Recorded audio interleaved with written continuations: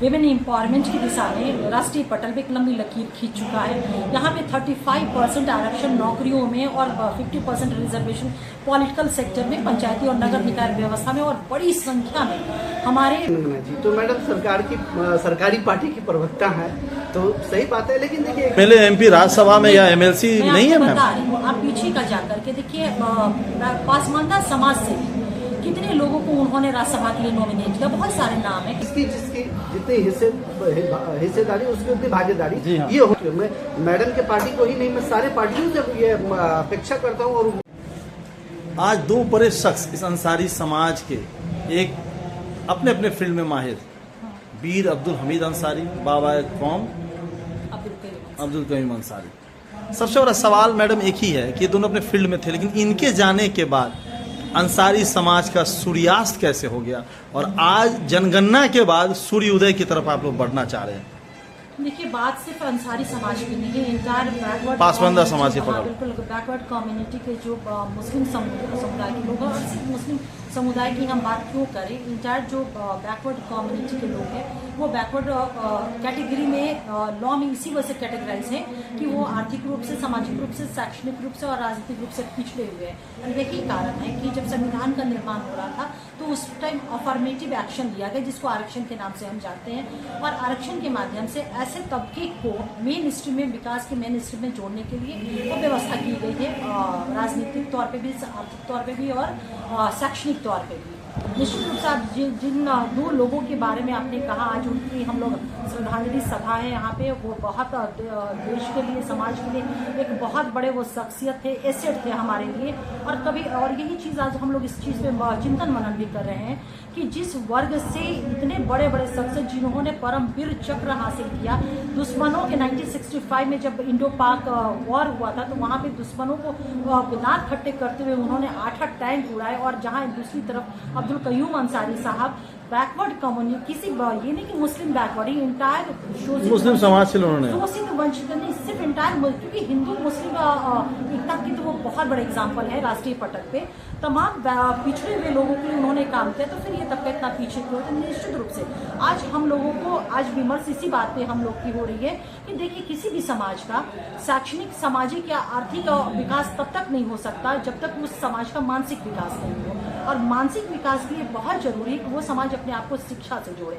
और कहते हैं कि शिक्षा शेरनी का वो दूध है जो जितना पिएगा उतना दहाड़ेगा। दहाड़ेगा कहने का मतलब कि उसके अंदर एक लॉजिकल विवेक आएगा, वो एनालिसिस कर पाएगा चीज़ों को, उसकी आवाज़ बहुत बुलंद होकर के सत्ता के पास पहुंच पाएगी। तो आज उसी सारे विषयों पे हम कह रहे हैं कि बाबा साहब अब्दुल कयूम अंसारी साहब को और वीर हमीद कैप्टन साहब को हम लोग याद कर रहे हैं। और किसी को भी श्रद्धांजलि देने का जो सबसे अच्छा तरीका ये होता है कि उनके जो विचार रहे, उनकी जो सोच रहे, उनके जो संघर्ष रहे, और उनके सपने जो उनके जीवन काल में पूरे नहीं हो पाए, अधूरे रह गए, हम उसको पूरा कर सके। तो आज एक कमिटमेंट भी खुद से हम लोग करने जा रहे हैं कि उन्होंने जो रास्ता अख्तियार किया था समानता को स्थापित करने के लिए सोसाइटी में, और देश के प्रति जो कैप्टन अब्दुल हमीद साहब के जज्बा थे, एक देशभक्ति का जो था, तो उसको हम आज इस पासमानदा ऑल इंडिया मुस्लिम महाज के जो मंच पर एकमात्र इकलौती अंसारी समाज से अंजुम आरा है। क्या कारण है कि महिलाएं इस समाज, क्या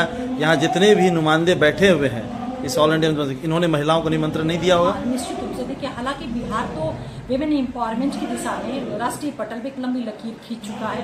यहाँ पे 35% आरक्षण नौकरियों में और 50% रिजर्वेशन पॉलिटिकल सेक्टर में, पंचायती और नगर निकाय व्यवस्था में, और बड़ी संख्या में हमारे मैडम वो महिलाएं मुस्लिम है, वो ऑलरेडी सामाजिक रूप से, राजनीतिक रूप से सक्रिय हैं। तो निश्चित रूप से आपने जब ये सवाल पूछा है तो मैं यहाँ की जो अथॉरिटी इस ऑर्गेनाइजेशन के ध्यान जरूर आकृष्ट कराऊंगी कि हमारे समाज में और हमारी सोसाइटी में बासलाहियत महिलाएं सामाजिक दृष्टिकोण से, आर्थिक दृष्टिकोण से, राजनीतिक दृष्टिकोण से हैं, उन्हें निश्चित रूप से आज बुलाना चाहिए। कभी मुझे भी ये दिख रही है। एक बहुत बड़ा सवाल है, ये बहुत खास लोग ही पूछ पाए यहाँ पे, कि जो इस पासमानदा समाज में सरकारी दफ्तरों में बैठ के बड़ा बाबू बन जाते हैं, वो वापस अपने ही समाज के लोगों को दुत्कारते भी है। ये प्रैक्टिकल भी कई जगह देखी भी गई है, जैसा यहाँ के मंच के कहा कि वो लोग अपने ही समाज का भला नहीं चाहते हैं। देखिए, मुझे लगता है कि किस अपने मतलब किन लोगों के अपने समाज के दिल में क्या रहा। देखिए अगर वो कोई सरकारी इन्होंने एग्जाम्पल यूपी के पूर्व मिनिस्टर मुख्यमंत्री वो ऑफिशियल काशीराम का उदाहरण दिया था। सरकारी अगर वो ऑफिशियल है, गवर्नमेंट जो एम्प्लॉय है, तो उसकी ड्यूटी अपने सरकार ने जो उसके ड्यूटी को वर्क को प्रिस्क्राइब किया है उसका एग्जीक्यूशन उसका सरकारी धर्म है। उसको हम सामाजिक और एक राजनीतिक कार्यकर्ता के तौर पे जो एक सामाजिक राजनीतिक कार्यकर्ता का जो माइंडसेट होता है अपनी सोसाइटी को लेकर के, अगर हम अपेक्षा कर रहे हैं सरकारी अधिकारी से या फिर सरकारी कर्मचारी से कि उसी लाइन लेंथ पे आकर के उनका, तो मुझे लगता है कि ये हमारा इस तरह की अपेक्षा रखना उचित नहीं होगा। और यही कारण है कि हम हमेशा कहते हैं कि अपने बीच से हम लोग जो बच्चे पढ़ लिख करके IAS बन रहे हैं, डॉक्टर बन रहे हैं, इंजीनियर बन रहे हैं, वो देश को अपना सर्व कर रहे हैं, सेवा दे रहे हैं। उनकी अपनी ड्यूटी है, प्रिस्क्राइब्ड है, उनके लिए रूल एंड रेगुलेशन है, विभागीय वो कर रहे हैं। हम अपने बीच से सामाजिक और राजनीतिक कार्यकर्ता, सामाजिक और राजनीतिक लीडरशिप पैदा करें। क्या लगता है कि जो पासवान समाज की महिलाएं हैं उसमें शिक्षा का बहुत ज़्यादा ही अभाव है, अशिक्षितता सबसे ज़्यादा है? देखिए पहले की बनिस्बत तो जब से बिहार में माननीय मुख्यमंत्री नीतीश कुमार जी का नेतृत्व हुआ 2005 से, आप जानते हैं 2006 से ही विमेन एम्पावरमेंट की पॉलिसी बनी और बहुत काम हुआ महिलाओं के सशक्तिकरण को लेकर के। लेकिन हम ये कह सकते हैं हर सेक्टर में आज हमारी महिलाएं, बिहार की बेटियां, उन्होंने अपना लोहा मनवाया है, परचम फहराया और समाज को और देश को और राज्य को सर्व कर रही है। लेकिन इसके बावजूद भी बहुत अभी काम होना बाकी है। मैं कह सकती हूँ कि इस मामले में विमेन एम्पावरमेंट की दिशा में हम निश्चित रूप से दूसरे प्रांतों से ज़्यादा अच्छा हमने काम किया है। मीलों चले हैं और अभी मीलों चलना बाकी है। यहाँ पे जिस तरीके से लोग कह रहे हैं कि 2025 की तैयारी है, एक जनगणना हुआ है, माननीय मुख्यमंत्री जी जब सरकार में थे, सरकार में है भी, उसके बाद पासवान समाज खुल करके अब सामने आ रही है और अपने हक की लड़ाई के लिए सड़क तक जाने को तैयार है। देखिए ऐसा नहीं है, हमारी सरकार माननीय मुख्यमंत्री नीतीश कुमार जी की लीडरशिप में जो है वो हमेशा बैकवर्ड और पिछड़ा, अति पिछड़ा, वंचित, शोषित, दलित समाज, लेकिन अंसारी समाज से कोई MLA MP राज्यसभा में या MLC नहीं है। मैं बता रही हूँ, आप पीछे का जाकर के देखिए पासवान समाज से कितने लोगों को उन्होंने राज्यसभा के लिए नॉमिनेट किया। बहुत सारे नाम है, कहकशा परवीन है, अली अनवर अंसारी साहब है और भी बहुत सारे नाम। मैं स्वयं 2020 का जो इलेक्शन हुआ उसमें हम लोगों को माननीय मुख्यमंत्री नीतीश कुमार जी ने बुला करके वो टिकट दिया और हम लोग को चुनाव लड़ने का मौका दिया। बिहार स्टेट विमेन कमीशन का चेयरपर्सन बनाया। ऐसा नहीं है, माननीय मुख्यमंत्री नीतीश कुमार जी की सोच एक हमेशा डिप्राइव सेक्शन के अपलिफ्टमेंट को, उनको विकास की मुख्य धारा से मानव विकास के लिए रही और इस दिशा में लगातार उन्होंने काम किया, सतत प्रयास किया है। लेकिन मैं ये निश्चित रूप से मैं इस बात को कहूँगी 2025 का जो बिहार विधानसभा चुनाव है, अगर पासवान समाज के अंदर ये एक कमिटमेंट और एक जागरूकता है जो आज के कार्यक्रम से लग रहा है, ये आगाज कर रहे हैं, बहुत एक शुभ संकेत है, एक बहुत अच्छा ये आगाज है मुझे लगता है। क्योंकि नुमाइंदगी इस समाज के लोगों की जितनी मैक्सिमम होगी सदन में, वहाँ पे उनका रिप्रेजेंटेशन होगा। जब सदन में रिप्रेजेंटेशन होगा तो इस समाज की जो सवाल वो पटल पे कुछ सीटों का रिजर्वेशन होना चाहिए मुस्लिम समाज के लिए, अंसारी समाज के लिए, पासवान समाज के लिए। आपको मैं बता दूं स्पष्ट, SC ST का तो है ही है। भारत के नागरिक हैं और हमारी पूरी आस्था जो है देश के संविधान में है और देश के संविधान ने धर्म के आधार पे रिजर्वेशन का या धर्म के आधार पे किसी व्यवस्था का प्रावधान नहीं किया। जाति के आधार पे है, जाति के आधार पर भी नहीं है, वर्ग के आधार पे हमारे यहाँ है। और अति पिछड़ा, दलित, अनुसूचित जनजाति समाज को, अब तो EWS को भी, यानी कि हमारे देश में जितने भी लोग रहने वाले हैं, जिस वर्ग के तमाम लोगों को रिजर्वेशन का लाभ जो है, पॉलिटिकल रिजर्वेशन पासवान समाज को मिलना चाहिए। पॉलिटिकल रिजर्वेशन, देखिए आप एक चीज मैं कहूंगी कि पासमानदा अगर ये उर्दू शब्द इस्तेमाल कर रहे हैं तो सिर्फ इसको मुस्लिम कम्युनिटी के बैकवर्ड कम्युनिटी से नहीं जोड़ना होगा। इंटायर हमारे समाज में चाहे वो जिस धर्म के मानने वाले लोग हैं वो अगर बैकवर्ड हैं तो निश्चित रूप से उनको तो मिल ही रहा है। और बिहार ने तो एक बहुत लंबा नजीर पेश किया है, जाति आधारित सर्वे करा करके रिजर्वेशन के दायरे को बढ़ाएगा। पिछड़ा, अति पिछड़ा, दलित और ट्राइबल समाज का जो रिजर्वेशन का दायरा 75% बढ़ा करके किया गया। तो हमारे माननीय मुख्यमंत्री नीतीश कुमार जी ने जो आप कह रहे बढ़ाया जाएगा, हमारे बढ़ाया नहीं जाए, फिक्स किया जाए। ऑलरेडी हमारे नेता ने देश में सबसे ज्यादा 75% का आरक्षण दिया हुआ है। अंजू महाराज जी तो मतलब नीतीश कुमार जी के गुणगारी हैं और वाकई में 15 साल या अपने शासनकाल में बहुत कुछ किया उन्होंने माइनॉरिटी के।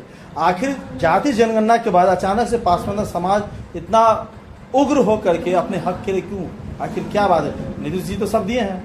सबसे पहले तो मैं तौसीर अहमद अंसारी, प्रदेश महासचिव ऑल इंडिया पासवानदा मुस्लिम महाज की तरफ से मैडम को बहुत बहुत धन्यवाद देते हैं, थैंक यू बोलते हैं कि इन्होंने टाइम निकाल के हम लोगों के साथ आने का काम एक ही किया। ठो आई हैं। नहीं, ये कमी है जैसा इन्होंने बताया, मैडम ने रखा, बात सही बात है।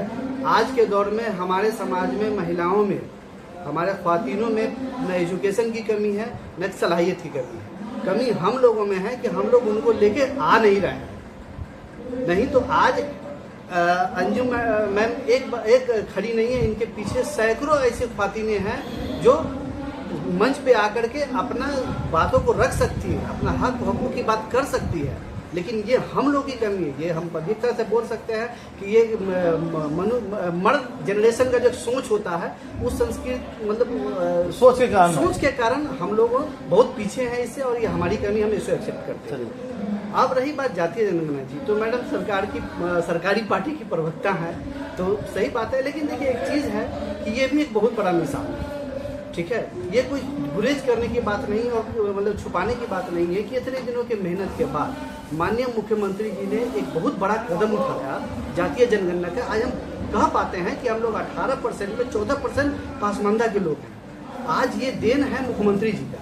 अगर उन्होंने ऐसा किया है तो ये बहुत बड़ी बात है और हम उनको साधुवाद देते हैं, हम उनको धन्यवाद देते हैं। तो क्या किसी जैसे क्षेत्र है, कोई विधानसभा है, उसको रिजर्वेशन किया जाए पासवान समाज के लिए? रिजर्वेशन की बात हम नहीं करते हैं, लेकिन एक चीज हम जरूर बोलते हैं कि जो उन्होंने एक नारा दिया है, और जो नारा है कि जिसकी जितनी हिस्सेदारी उसकी उतनी भागीदारी, हाँ। ये होनी चाहिए। आज अगर हम लोग 14% है तो 14% के हिसाब से सारी पार्टियों में, मैडम के पार्टी को ही नहीं, मैं सारे पार्टियों से ये अपेक्षा करता हूँ और मैं मांग करता हूँ कि कम से कम एटलीस्ट आप लोग दलित प्रकोष्ठ, पिछड़ा प्रकोष्ठ, बहुत सारा प्रकोष्ठ बनता है, आप एक बार विधानसभा भी ऐसे बने हुए हैं कुछ नहीं, पासमानदा प्रकोष्ठ बना के तो देखो आप अपने पार्टी में। मैं दावे के साथ बोलता हूं कि अगर ये चीज हुआ ना तो हर पार्टी का 5% वोट बढ़ जाएगा अगर पासमानदा प्रकोष्ठ बन जाता है तो, क्योंकि उनको लगेगा कि एक हिस्सेदारी मिल रही है। ये जो आज आप लोग आगाज कर रहे हैं, पार्टियों को डरा रहे हैं? नहीं, डरा नहीं रहे हैं, हम अपने हक और सचेत हकूक़ कर रहे की हैं? बात कर रहे हैं, हम अपना हक की बात रख रहे हैं। हम उनको ये बता रहे हैं कि अब हमको भी अपनी हिस्सेदारी मिल रही है।